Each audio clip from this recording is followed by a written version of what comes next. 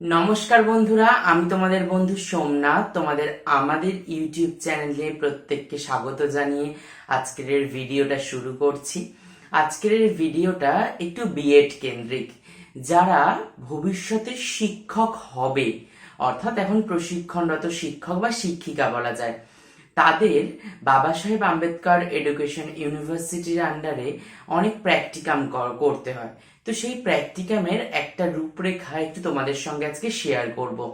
কেননা ইউটিউবের বুকে আমি খুঁজে দেখেছি বহু চ্যানেল রয়েছে যারা শুধু সিলেবাস নিয়ে আলোচনা করে বা তার সাজেশন নিয়ে আলোচনা করে, কিন্তু প্র্যাকটিকাম যেটার উপরে একটা দীর্ঘ নম্বর রয়েছে, সেই প্র্যাকটিকামে কি কি লিখতে হয়, তার বিষয়বস্তু কি, সেগুলো কতটা পেজ লিখতে হয়, কিভাবে প্রেজেন্টেশন দিতে হয়, এর কিন্তু কোনো প্রকার রূপরেখা নেই। তো আমি তাই ভাবলাম যদি এরকম একটা ভিডিও পোস্ট করে রাখি আমার চ্যানেলে, ভবিষ্যতে যারা যারা এই জায়গাটায় থাকবে তারা অন্তত এই প্র্যাকটিকামটা ইউটিউব থেকে সাহায্য নিয়ে করতে পারবে। তো আমিও সেই সাহায্যের জন্যই কিন্তু তোমাদেরকে এই ইউটিউব চ্যানেলের সঙ্গে যুক্ত হয়ে থাকতে বলছি। তোমরা প্রত্যেকে আমাদের চ্যানেলের সঙ্গে যুক্ত হয়ে থেকো, আমি যতটুকু পারবো সাহায্য করার চেষ্টা করব। তো যাই হোক, আজকের আমাদের বিএড এর ফার্স্ট সেমিস্টারের 1.1.1 যে কোর্সটা রয়েছে তার থেকে অনেক কটা প্র্যাকটিকাম রয়েছে, কিন্তু মূলত আমার কাছে যে প্র্যাকটিকামটা রয়েছে একজন সাকসেসফুল টিচারের ইন্টারভিউ নেওয়া, সেটা কেন্দ্রিক দীর্ঘ আলোচনা আমি তোমাদের পোস্ট করে দিচ্ছি। তো সেটা নিয়েই আজকের এই আলোচনাটা থাকবে। তো তোমরা পুরো ভিডিওটা স্কিপ না করে দেখো। আর এই ভিডিওতে পুরো প্র্যাকটিকামটাই দেওয়া থাকলো, তোমরা স্ক্রিনশট করে নিতে পারো, নিয়ে সেইগুলোকে দেখে দেখে লিখতে পারো, খুব সুবিধা হবে আশা করি। প্রেজেন্টেশনটাও বুঝতে পারবে যে কতটা সুন্দর ভাবে করতে হয়, বা কোথায় কোথায় কোন কোন জিনিসগুলো এক্সট্রা অ্যাড করলে প্রেজেন্টেশনটা খুব মারাত্মক লেভেলে সুন্দর হতে পারে। যাই হোক, তাহলে আজকের ভিডিওটা এখানেই শুরু করা যাক। চলো তাহলে আজকের শুরু করি। বিএডের 1.1.1 এই কোর্সের অনেক কটি প্র্যাকটিকাম রয়েছে, তার মধ্যে এটি যে অন্যতম সেটা এতক্ষণে তোমরা বুঝে গেছো। এখানে আমরা যে প্র্যাকটিকামটি মূলত দেখাবো সেটি হচ্ছে observe any one successful teacher and list down the behavioural characteristics which impress you. অর্থাৎ একজন সাকসেসফুল টিচারের তোমাকে ইন্টারভিউ নিতে হবে এবং সে কেন তোমাকে ইমপ্রেস করেছে, তার কোন গুণাবলীগুলো তোমাকে অ্যাট্রাক্ট করেছে সেগুলোই লিখতে হবে। তো মূলত সেটা করতে গেলে তো কিছু পন্থা অবলম্বন করতে হবে, সেই জিনিসগুলো স্টেপ বাই স্টেপ আমি দেখাবো এই ভিডিওটাতে। প্রথমেই দেখো, আমি কৃতজ্ঞতা স্বীকার দেখাচ্ছি। এটাই কি স্টার্টিং? না, স্টার্টিং এর আগে একটা কভার পেজ হয়। কভার পেজটা আমি দেখালাম না, কারণ সেখানে কলেজের নাম থাকবে বা নিজের আরও ব্যক্তিগত ডিটেলসগুলো, রোল রেজিস্ট্রেশন থাকে, তাই সেটুকু আমি ব্যক্তিগত স্বার্থে ঢেকেই রাখলাম, সেটা আমি দেখালাম না। তো সেই পেজটা তোমরা নিজেরাই তৈরি করো, যেভাবে তোমাদের কলেজ গাইড করবে সেই অনুযায়ী। আমি তার পরবর্তী পেজ থেকে দেখাচ্ছি। এটা যেমন কৃতজ্ঞতা স্বীকার, কৃতজ্ঞতা স্বীকারটা দেখে নাও যে তুমি যে টিচারের আন্ডারে করেছো এবং যার জন্য এই কাজটা করতে সাহায্য পেলে সেই টিচারের কথা উল্লেখ করো ওখানে। তারপরেই আছে সূচিপত্র। সূচিপত্রটা দেখো আমি আমার মতো করে সাজিয়েছি, তুমি তোমার মতো করে সাজাতে পারো, কিন্তু আমি একটা জাস্ট গাইডলাইন দিয়ে দিচ্ছি কীরকমভাবে তুমি সূচিপত্রটা করবে। তার পরবর্তীতে একটা বড় কভার পেজ করছি কালারিং, যেখানে ভূমিকা বলে লিখেছি। এবার এখানে ভূমিকা যেটা লিখছি সেটা আমি এখানে দেখিয়ে দিচ্ছি। আমি তো আর লাইন ধরে ধরে এখানে পড়া সম্ভব নয়, তাহলে দীর্ঘ হয়ে যাবে ভিডিওটা। তোমরা এটা দাঁড় করিয়ে স্ক্রিনশট নিয়ে নিয়ে দেখে নিতে পারো।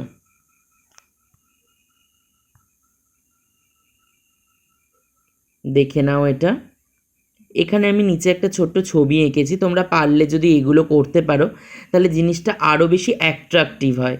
তোমরা নাও করতে পারো, ছবি আঁকাটা ম্যান্ডেটরি নয়, তবে একটা অ্যাসাইনমেন্ট বলো বা প্র্যাকটিকামে ছবি আঁকা মানে সেটা আরও বেশি অ্যাট্রাক্ট করে মানুষকে। এবার পরের যে পয়েন্টে যাচ্ছি, বৃদ্ধি। বৃদ্ধি কাকে বলে সেই সংক্রান্ত তথ্যগুলো নিয়ে আমরা এখানে লিখেছি।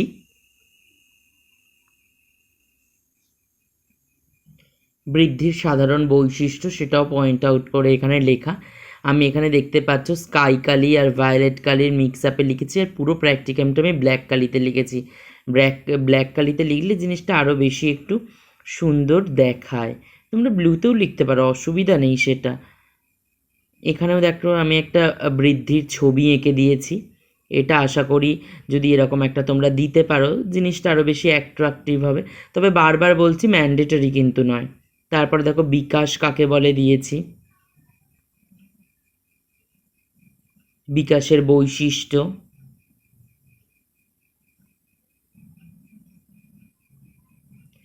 এখানে একটা ছোট্ট ছবি এঁকে দিয়েছি, এটা একটা রূপক ছবি বলতে পারো। এটার মধ্যে দিয়ে বিভিন্ন জিনিস তুলে ধরা যাচ্ছে। আশা করি তোমরা এই টপিকগুলো পড়ছো যখন, এগুলো আর বুঝিয়ে দিতে হবে না, তোমরা বুঝতেই পারছো ছবিটা দেখে এর অর্থ। তারপরেই চলে আসছে বৃদ্ধি ও বিকাশের সাথে সাফল্যের সম্পর্ক। এই রকম বুলেট দিয়ে দিয়ে লিখেছি, তোমরা এগুলো স্ক্রিনশট করে নিতে পারো, এইগুলো লিখতে পারো। এগুলো আমার অনেক খাটাখাটনির ফল, তোমাদের সঙ্গে শেয়ার করছি। এই দেখো এখানে আমি আরেকবার একটা ছবি দিয়ে দিয়েছি, সাকসেস, কেরিয়ার গ্রোথ, ডেভেলপমেন্ট, একটার সঙ্গে কিন্তু যোগসূত্র রয়েছে। আবার দেখো আরেকটা কভার পেজ দিয়েছি, সাফল্য লাভের প্রক্রিয়া দিয়ে। সাফল্য লাভের প্রক্রিয়া কি, সেখানে একটা ইংরেজি কোটেশন অ্যাড করেছি, একটা বাংলা কোটেশন অ্যাড করেছি, একটা এখানে ছবি দিয়ে দিয়েছি ডায়াগ্রাম টাইপ। এইভাবে অ্যাট্রাকটিভ ওয়েতে লিখতে হয়, প্রচুর রিসার্চ করার ফল। তারপরে দেখো সাফল্যের গুরুত্ব, এটাও একটা কভার পেজ করে দিয়েছি। দেন তারপরে সাফল্যের গুরুত্বটা লিখেছি, এখানে একটা ছবি দিয়ে দিয়েছি। দেখো জীবনের সাফল্য খুব অল্প সময়ের জন্য মানুষকে ধরা দেয়, কিন্তু দীর্ঘ প্রস্তুতি, অনেক কষ্ট করতে হয়, সেটাই এই সিঁড়িটার মাধ্যমে বুঝিয়েছি। একটা ছবি দিয়েছি, তোমরা নাও দিতে পারো, তবে দিলে একটু ভালো হয়। সাফল্যের উদ্দেশ্য, যেটা হচ্ছে অবজেক্টিভ, তুমি অবজেক্টিভ ফ্রেম করো। আমি এখানে অবজেক্টিভ ফ্রেম করেছি এইভাবে পয়েন্ট আউট করে, যার ওপরে বেস করে আমরা আমাদের প্র্যাকটিকামটা লিখছি। দেখো এখানে আরেকটা সাকসেসের গ্রাফ এঁকে দিয়েছি। আবার একটা কভার পেজে রয়েছে সাফল্য লাভের উপায় কি, এবার উপায়টা লিখেছি। দেখো সব বুলেট করে করে লেখা, এক লাইনে, দীর্ঘ নয় লেখা। কম লিখবে কিন্তু প্রেজেন্টেবল করে লিখবে। এরপরে রয়েছে একজন সফল শিক্ষক শিক্ষিকার গুণাবলী ও তার প্রভাব, কি কি গুণ তার মধ্যে তুমি লক্ষ্য করতে পারো। দেখো ধৈর্য, মার্জিত রুচি ও আচরণ, কথা বলার ধরন ও মুখের ভাষা, এভাবে পয়েন্ট আউট করে করে আমার লেখা। তার আন্ডারে এবার কিছু ডেসক্রাইব করতে হবে, আর তার গুণাবলীগুলো 1 2 3 4 করে লিখেছি। পয়েন্ট আউট করা, তার আন্ডারে এবার নাম্বারিং করা আছে। এবার দেখো প্রকল্পের উদ্দেশ্য, এটাও কিন্তু আমার অবজেক্টিভের লাইন, যে কোন কোন অবজেক্টিভগুলোর ওপর বেস করে করেছি। আর হচ্ছে এই প্রকল্পটি নির্বাচনের কারণ কি, এগুলো একটা করে কিন্তু কালারিং পেজে কভার পেজ করে দিয়েছি, এটা খেয়াল রেখো। প্রকল্পটি নির্বাচনের কারণ কেন করেছি সেটাও কিন্তু বুলেট করে করে লেখা। এবার হচ্ছে পর্যবেক্ষণ তালিকা, মানে আমি যে প্রফেসরের নিয়েছিলাম ইন্টারভিউ তার সম্পর্কে। একদিকে দেখো পর্যবেক্ষকের সম্পর্কিত তথ্য, সেখানে আমার নাম, আমার ঠিকানা, এই সমস্ত দেওয়া। আরেকদিকে যে টিচারের আমি নিয়েছিলাম তার নাম, তার ঠিকানা, যোগাযোগ, এই সমস্ত জিনিস রয়েছে। আচরণগত বৈশিষ্ট্য, কী কী কী বৈশিষ্ট্য আমি তার মধ্যে দেখেছিলাম, এই সমস্ত জিনিসগুলো কিন্তু আমরা দেখতে পেয়েছি। পদ্ধতি, কোন পদ্ধতিতে করছি, দেখো নমুনা আমি কী নিয়েছি, এইটাই মেথোডোলজি, এটাই হচ্ছে এই প্র্যাকটিকামের মূল জায়গা, এটা কিন্তু খেয়াল রেখো। নমুনা সংগ্রহের স্থান, কোথা দিয়ে সংগ্রহ করেছি।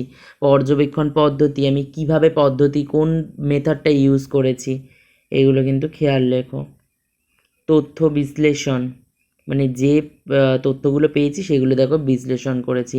এখানে যার নিয়েছি, যেমন ডক্টর রত্না ঘোষের আমি এখানে ইন্টারভিউ নিয়েছিলাম, তার জন্ম তারিখ, তার জন্মস্থান, তিনি কতদূর পড়াশোনা করেছেন, তার পেশা কী, কর্মস্থল কী, সমস্ত কিছু নিয়ে লিখেছি। আর তাকে যে ইন্টারভিউ কোয়েশ্চেনগুলো করেছিলাম সেই কোয়েশ্চেনগুলো আমার নিজের মতো করে এটা অ্যানালাইসিস করা, ঠিক আছে। 30টা কোয়েশ্চেন নিয়েছিলাম। তোমাদের যখন কোয়েশ্চেন ফ্রেম করতে বলবে এইটা থেকে কিন্তু তুমি সেই কোয়েশ্চেন ফ্রেমিংটাও পেয়ে যাবে। 30টা কোয়েশ্চেন বানিয়ে নিতে পারো, তোমাকে আর খাটতে হবে না। কিন্তু আমি সেই জিনিস তোমাদের হাতেই তুলে দিলাম, শুধু তোমাদের ধৈর্য ধরে একটু দেখতে হবে আর কি। আমি আসলে এতটা তাড়াতাড়ি দেখাচ্ছি, ভিডিওটা অনেকটা বড় হয়ে যাবে, ওই জন্য তোমরা কিন্তু এইভাবে একটু স্ক্রিনশট করে আস্তে আস্তে নিয়ে নিতে পারো।